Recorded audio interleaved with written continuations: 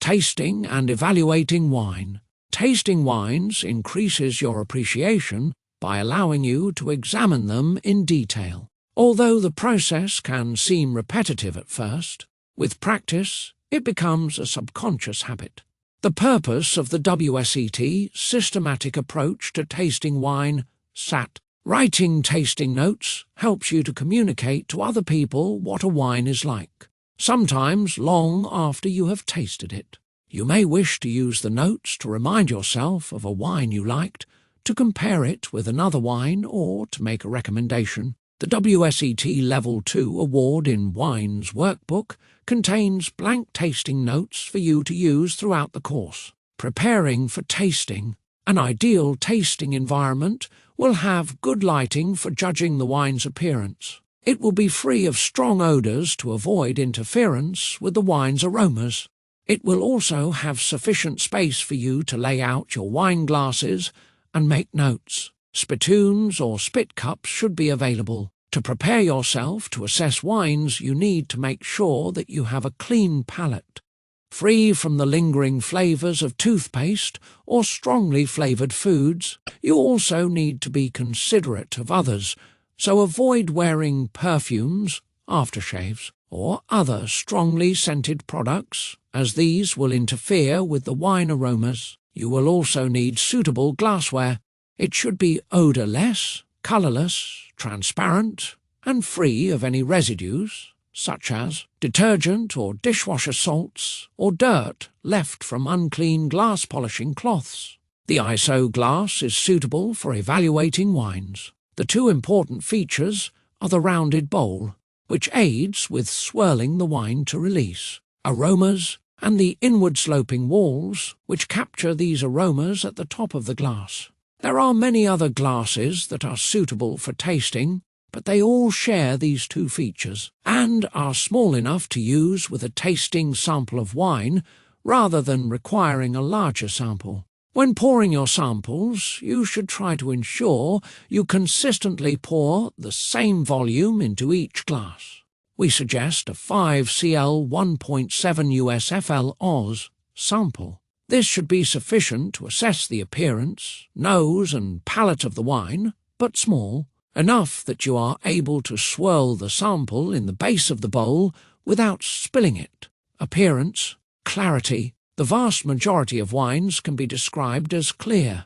Haziness is caused by particles suspended in the wine. If a wine has an unusually high amount of suspended particles, then it can be described as hazy. This may indicate a fault, but the precise nature of the fault can normally only be determined by assessing the wine on the nose and palate. Alternatively, it can sometimes indicate that the wine has not been clarified. Before packaging, see Chapter 5 for more information on wine clarification. Intensity. Intensity is how much colour the wine has. The level of intensity can be assessed by holding the glass at a 45-degree angle and looking through the liquid from above to see how far the colour extends from the core, the deepest part of the bowl, to the rim where there is the shallowest depth of wine. For red wines, it can also be assessed by looking down through an upright glass. In this instance, look at the point where the stem of the glass is attached to the bowl and assess how easily the stem can be seen. All white wines appear colourless right at the rim when the glass is held at a 45-degree angle. A white wine that has a broad, watery rim should be described as pale. If the pigment reaches almost to the rim, it should be described as deep. For red wines, hold the glass at an angle and look at the rim. If the wine is lightly pigmented from the rim to the core, it can be described as pale. In this instance, when looking through an upright glass, it should be easy to clearly see the stem of the glass. If the wine is intensely pigmented right up to the rim, it should be described as deep. Looking down through the wine in the bowl, it should be impossible to see the stem. Colour. When assessing colour, white wines can be placed on a scale that runs from lemon green to brown. The most common colour for white wines is lemon. If there is a noticeable greenness to the colour, the wine is lemon green. If there is a hint of orange or brown, the wine is gold. Wines with a very noticeable level of browning could be described as amber or brown. Red wines can be placed on a scale that runs from purple through to brown. The most common colour for red wine is ruby. Wines with a noticeable blue or purple colour are described as purple. If there is a noticeable orange or brown colour, but the wine is still more red than brown, it is described as garnet. If the wine is more brown than red, it may be described as tawny. Brown should be used for wines where no redness in the colour remains. Rose wines have their own set of colour descriptions. Pink describes wines that have a very pure pink colour. If a pink-coloured wine shows a hint of orange, then it can be described as pink-orange. Orange can be used to describe a rose in which orange is the dominant colour. These wines are very rare. Nose. A large part of the pleasure to be gained from tasting wine comes from the aromas. The differences in character and the clarity of the aromas account for much of the difference between basic quality and very fine wines. To assess the nose, you should swirl the liquid to release the aromas into the glass. Then, place your nose over the rim of the glass and take a short sniff, noting the intensity and the detailed characteristics of the aromas you find. Some aromas are very delicate, and you may gain some insight into the wine by taking a quick sniff before swirling. Condition. The first thing to note is whether the wine is showing any faults. Common sources of wine faults and their impact on wines are described in Chapter 3. If the wine smells of damp cardboard, honey, caramel or coffee, when that is not the expected style of the wine or is lacking freshness and its expected fruit character, it is likely that the wine is faulty. Aroma intensity. As a general rule, if the aromas are immediately apparent when you insert your nose into the glass, then they are pronounced. If, even after swirling, you find the aromas to be faint and hard to detect, the intensity is light.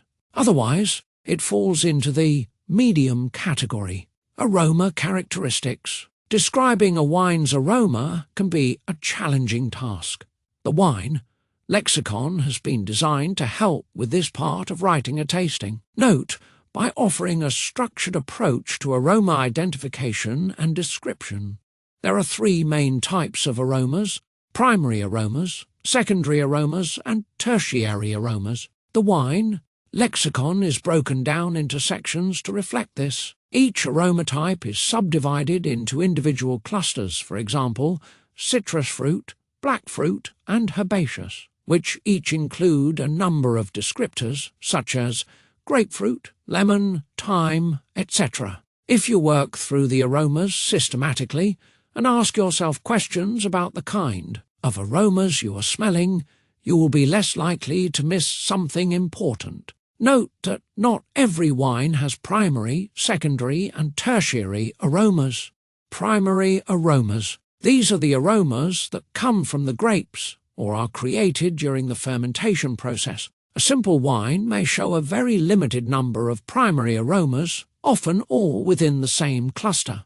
A more complex wine may display many more primary aromas in a range of clusters. The vast majority of wines display fruity aromas, but you should always consider whether a wine purely has fruit aromas, or whether aromas from the floral, herbaceous, or other primary clusters are present. Secondary aromas. These aromas are created by post-fermentation winemaking. The most obvious of these are aromas extracted from oak, such as vanilla and smoke. Secondary aromas also include cream and butter characteristics from malolactic conversion or the toasted, bread and biscuit aromas that can develop as a result of autolysis in sparkling wines.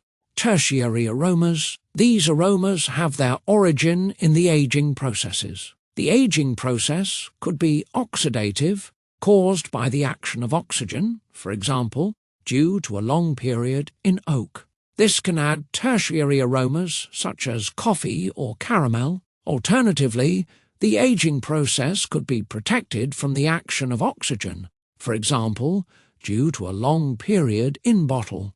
This can add tertiary aromas such as petrol, gasoline, honey or mushroom. In both instances, the aging process changes the primary aromas. In particular, fruit aromas become less fresh and can take on a dried fruit character. Palate. There are many different components to be considered on the palate, and it is often necessary to take more than one sip of wine in order to assess it fully. Sweetness. Sweetness is the taste of sugars present in the wine. A try wine has no sugar or has levels that are so low that they cannot be detected by the tongue. If the wine has a tiny amount of detectable sugar, the wine is described as off-dry. Medium covers wines with a distinct presence of sugar, but which are generally not sweet enough to partner most desserts. Sweet covers wines where the presence of sugar has become the prominent feature of the wine. This rather broad category covers most classic sweet wines such as Sauterne and Port. Acidity. All wines contain acid, and when tasting wines you are judging how much acidity they have. Even wines with low acidity still have some noticeable acidity and high acid. Wines are not as high in acidity as some acidic foods, such as vinegar. Acid is detected on the tongue, where it causes a tingling sensation and makes your mouth water. The higher the level of acid in the wine, the more your mouth waters and the longer it waters for.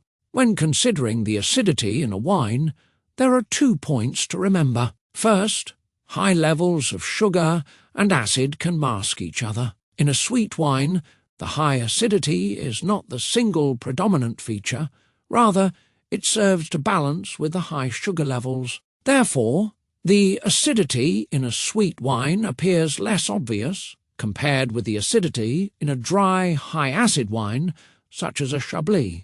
However, whatever the level of sugar, the mouth-watering effect caused by acidity remains. And this is always a reliable guide when it comes to judging the level of acidity. Second, alcohol can create a burning sensation that feels similar to acidity. Again, consider the mouth-watering effect to see whether this is due to acidity or alcohol for any particular wine.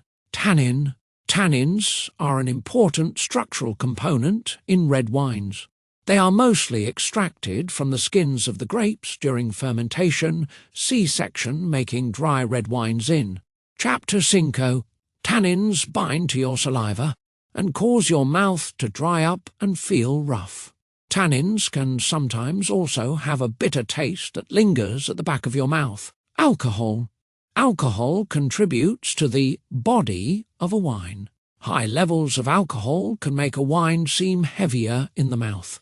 At low levels, the wine can seem a bit watery, unless there is another component, such as sugar, to give the wine body. At high levels, alcohol triggers pain receptors, giving a hot, burning sensation, especially after spitting or swallowing. When using the SAT, alcohol levels in wine are judged using the 3-point scale. Low, below 11% ABV medium, 11 to 13.9%. ABV high, 14% ABV and above. The alcohol levels for fortified wines are also split into 3. Body, low, 15 to 16.4%. ABV medium, 16.5 to 18.4%. ABV high, 18.5% ABV and above. Body is an overall impression of how the wine feels in the mouth using the sense of touch rather than taste. Body is not a single component. It is created by the structural components, sugar, acidity, tannin and alcohol, in a wine working together. For most wines, alcohol is the main factor contributing to body. Sugar adds to the body. High acidity makes a wine feel lighter in body. Generally, high levels of ripe tannin make a wine feel fuller-bodied, but low levels of unripe tannin can make it seem harsher, thinner, and therefore lighter in body. Flavor intensity. When judging the intensity of flavors, you are judging how powerful they are. Generally, a wine will have the same flavor intensity as aroma intensity on the nose. However, the warming of the wine in your mouth can make some characteristics more apparent than they were on the nose. Some spice characteristics tend to be more prominent on the palate. Floral characteristics are sometimes less prominent on the palate than they appear on the nose. Taking these factors into consideration, a wine may be lighter or more pronounced in intensity on the palate. Flavor characteristics. Generally, flavors on the palate should be the same as aromas detected on the nose. In addition to checking that you have found them, you should also note down any additional characteristics you may have detected due to the wine warming in the mouth. Finish. The finish is the collection of sensations after you have swallowed or spat the wine out. How long the sensations linger is an important indicator of quality. But when assessing the length of the finish, you should only count the persistence of the desirable sensations. A wine with a very long lingering bitterness could be described as having a bitter aftertaste. But if the fruit impressions disappear quickly, the finish should be described as short. How long the sensations last will vary from taster to taster. Generally, if the pleasant flavors disappear and a structural component such as acid is the lingering flavor on the palate, the finish is short. When the flavors last as long or beyond the structural components, the finish is described as long. Conclusions. Quality level. Many criteria are commonly used when assessing the quality of a wine. Although there are instances when wine professionals disagree about the quality of a wine, in most cases, there is broad agreement about both the quality level of a wine and the reasons for its quality level. This is possible because there are a number of criteria that are widely used when it comes to assessing quality. Balance. In wines, balance can be thought of as a set of scales, with one element of the wine helping to balance another. Sugar in wine can be balanced by acidity, making the wine seem more refreshing.